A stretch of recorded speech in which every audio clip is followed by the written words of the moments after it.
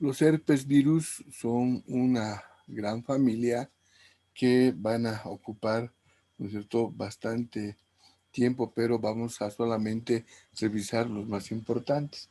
En general, de la familia de los herpes virus miden entre 150 y 300 nanómetros, entonces son de tamaño mediano a grande, ¿no? Y una de las causas de los tipos de infección es que son latentes y recurrentes. Latencia y recurrencia. ¿Qué quiere decir latente? Que el virus va a permanecer por toda la vida en el paciente, por toda la vida, y recurrente cada vez que exista un estímulo, ¿no? Va a regresar el virus. Como estos virus tienen sus células hospederas en los ganglios nerviosos o en las células nerviosas, entonces estamos hablando de estímulos de tipo nervioso.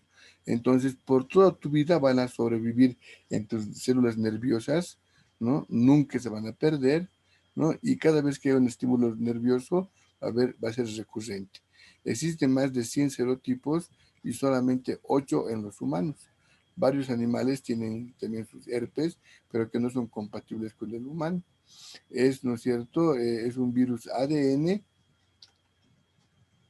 y sus células blancas, hemos dicho que son los ganglios nerviosos, las células nerviosas, donde realiza su síntesis de ácidos nucleicos y proteínas a nivel del núcleo, y cuando salen, cuando se liberan, se lisa la célula y puede ir, ¿no es cierto?, a través de los axones, ¿no es cierto?, para manifestarse. Entonces, este virus es un virus ADN icosaédrico con envoltura. Esta es una fotografía real de microscopio electrónico y este es un dibujo, ¿no? Eh,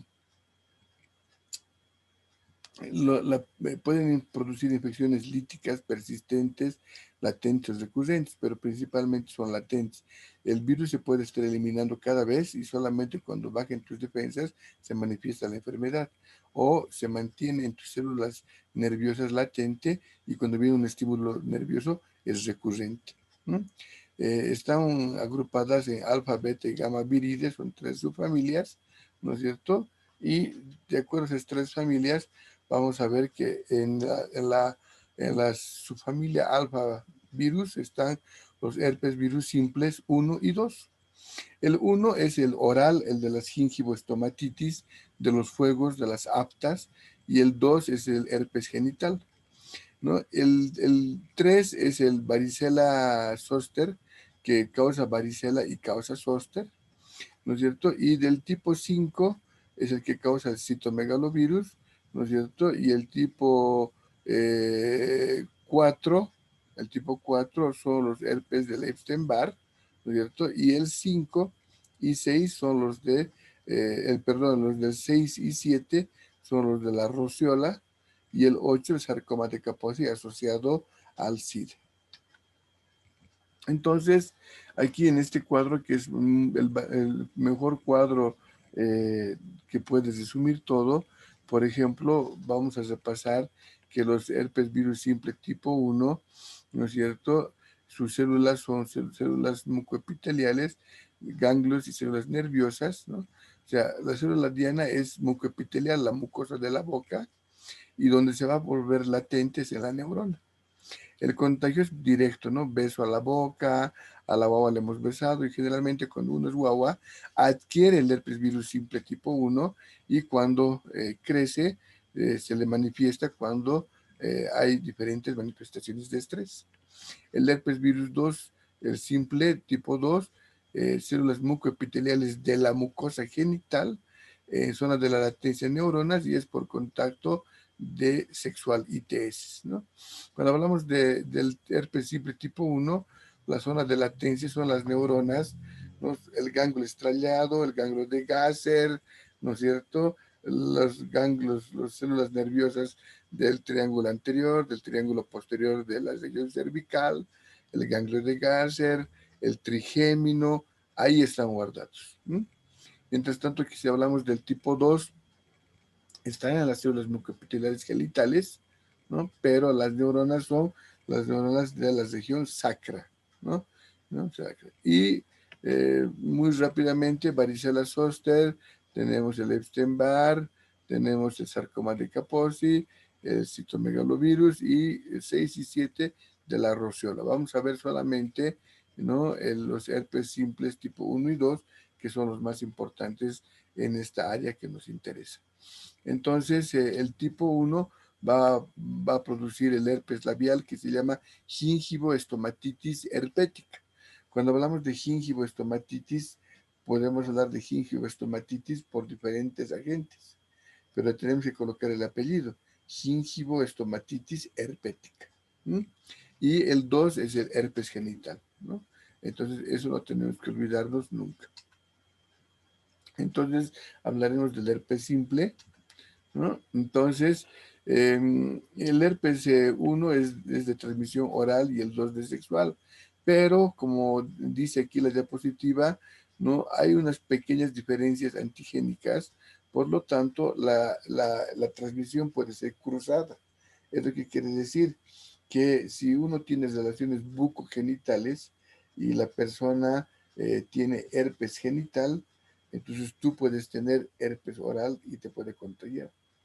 Al revés, si tú tienes herpes labial y tienes relaciones bucogenitales, le puedes contagiar a la otra persona en sus genitales. Entonces, el herpes aparece de esta manera, ¿no es cierto? Van juntos el 1 y el 2. Ahora, cuando tu paciente tenga herpes labial, nunca pienses mal de un herpes genital. El herpes labial es porque en algún periodo de su vida ha tenido el contacto. Generalmente cuando somos niños, viene el tío, la tía, la prima que nos besa en la boca. Nosotros también les besamos inocentemente y nos pueden dejar el virus. El virus se va a tu neurona como en forma latente. Y luego, cuando hay el estímulo nervioso, el virus sale y se va a las mucosa mucoepitelial de la boca y aparecen tus aftas y no puedes hablar porque tienes fuegos. De eso estamos hablando ahora.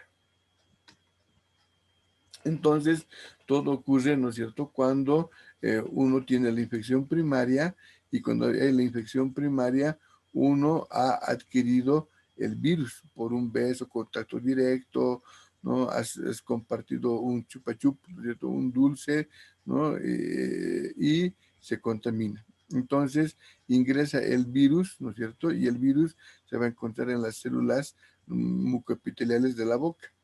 Entonces ahí se van a replicar y se van a quedar allá. Luego estos van a viajar por vía eh, eh, aferente, ¿no es cierto?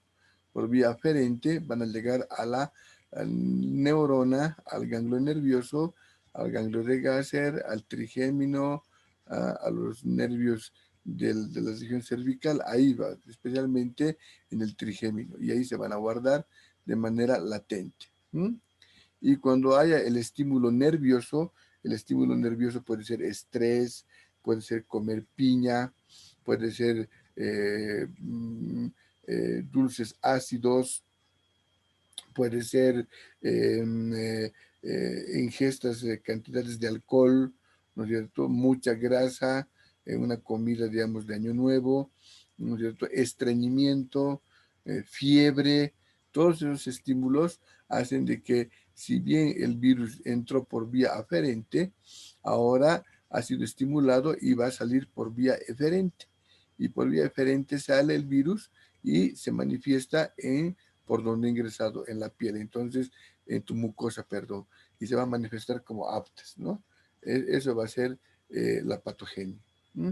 Entonces, aquí está el virus, ha ingresado y se replica en tu región, en tu mucosa labial, y luego por vía aferente, ¿no es cierto? Aquí ingresa y por vía aferente llega al ganglio nervioso y aquí se queda. Y se mantiene latente, si quieres, por toda tu vida. Cuando hay un estímulo de tipo nervioso, por vía aferente sale y llega hasta la región de la mucosa y se manifiesta, ¿no es cierto?, con una afta, ¿no? Entonces, aquí en los ganglios está de manera latente. ¿No?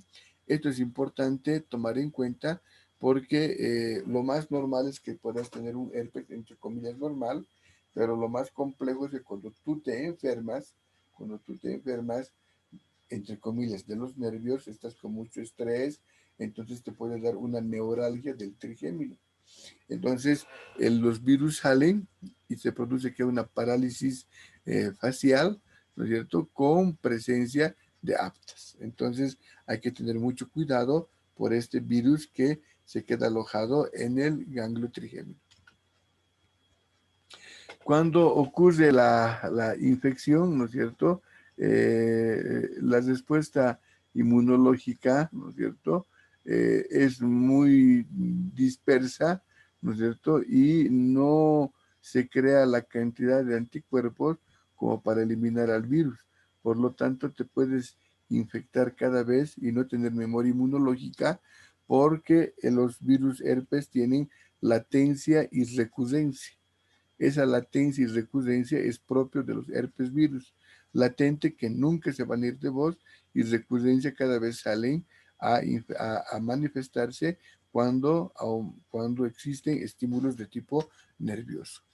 Entonces, los estímulos de tipo nervioso pueden ser la fiebre, el estrés, a veces la menstruación, alimentos ácidos, picantes, alergias. El otro día he comido una ensalada de fruta y he comido 2 piñas. He estado con mi herpes 2 semanas. Justo en mi labio, en la parte anterior, ¿no? Parecía que me hubieran chupado mi labio y estaba todo inflamado, ¿no? Después de 2 semanas recién se ha curado. Y he comido 2 pedacitos del tamaño de una moneda de 20 centavos, ¿no? 2 pedacitos gruesos de piña en una ensalada. Suficiente para que me produzca eso. Algunos, los alimentos picantes, ¿no? Alergias, ¿no? Quimioterapia, ¿no es cierto? A veces les dan medicamentos y se les manifiesta con herpes, o les hacen radioterapia por cáncer y se les manifiesta con herpes. Y el tener VIH, el herpes es uno de los agentes oportunistas que se manifiesta con aptas en la boca, ¿no? Entonces, el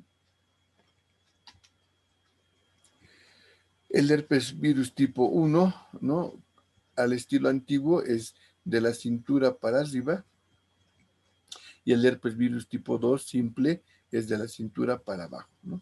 Pero existe la reacción cruzada. Entonces puede haber herpes genital por herpes virus simple tipo 1 y puede haber herpes bucal por herpes virus tipo 2, ¿no? Entonces hay reacción cruzada, ¿no? Entonces, las madres que se embarazan y tienen el herpes virus tipo 2 pueden pasar a sus niños y pueden producir un herpes virus simple neonatal si es que la madre está con herpes virus tipo 2 latente. Entonces, hay otras complicaciones, como pueden ver aquí, pero el herpes es labial y es muy fácil de reconocer, ¿no es cierto? Entonces, en la gingivoestomatitis, ¿no es cierto? Generalmente se va a producir, ¿no es cierto?, una mácula, y una mácula es una mancha roja que se va a estar en el labio. Después de la mácula se presenta una pápula, y la pápula es una elevación, una ronchita muy pequeña. Después de la mácula pápula viene la vesícula, que esa pápula se llena de líquido y se forma una vesícula. Luego la vesícula, ¿no es cierto?, va a romperse y va a formar una úlcera. Y luego la úlcera es la apta característica que nos duele, nos arde, nos molesta, ¿no? Y luego se llena de costra y finalmente cicatriz. Entonces el curso natural del herpes es mácula, pápula, vesícula, costra y cicatriz, ¿no? Entonces, cuando nosotros tenemos acá, ¿no es cierto?, en fase de costra, aquí está en fase de úlcera, ¿no es cierto?, y se puede contaminar como panadizo, como panal, en otras extremidades por contaminación. Entonces, en los dedos finger, el panadizo es característico por la contaminación, por la manipulación y por tocarse. Cuando estás con tu afta, generalmente Cuando vas a comer no puedes, entonces el médico te dice, te vas a colocar pinceladas de yodo, de Pyralbex o de fenofusina o de violeta de genciana. Entonces, estas soluciones son soluciones alcohólicas, están en un solvente que es el alcohol. Por lo tanto, cuando tú te pintas, siempre te va a decir el doctor, te vas a pintar antes de comer y después de comer. Entonces, antes de comer, entonces vas al baño, te pintas. Entonces, la primera pincelada arde la madre porque estás colocando una solución alcohólica. La segunda pincelada ya anestesiado a los, a los vasos nerviosos del fuego, de la afta. Y la tercera pincelada, ¿no es cierto?, te va a pintar tu boca para evitar infecciones secundarias, para que no se contamine. Comes, terminas de comer, te lavas, te enjuagas, te cepillas y te vuelves a pintar, ¿no? Para hasta la otra comida. Y esa manera es la manera de paliar, porque no cura. Hay un medicamento que se llama aciclovir y el aciclovir lo único que hace es retrasar o interrumpir la replicación. Por lo tanto, el paciente igual va a tener, como tiene latencia y recurrencia, va a tener toda la vida, ¿no es cierto?, su herpes. Entonces, ahí están las lesiones, ¿no es cierto?, mucocutáneas, ¿no? Que hemos hablado.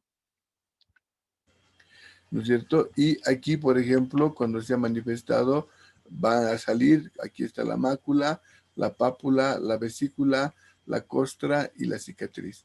Y eso puedes tener cada vez recurrente, ¿no? Finalmente, si tú, digamos, tienes un estrés muy grave y puede haber una neuralgia del trigémino, y esta neuralgia del trigémino se va a manifestar con la salida, ¿no? Con las recurrencias del herpes, entonces va a estar tu cara con parálisis facial, más la presencia de aptes, ¿no? Entonces, hay que tener mucho cuidado con este herpes, que es fácilmente de transmitir, y si el paciente está con herpes, tú no tienes que hacer ninguna intervención odontológica. ¿Por qué? Porque eso puede estimular como un fenómeno nervioso para que nuevamente tenga el paciente su herpes. El diagnóstico es clínico, ¿no? Y solamente en Estados Unidos hacen PCR, cultivo y serología.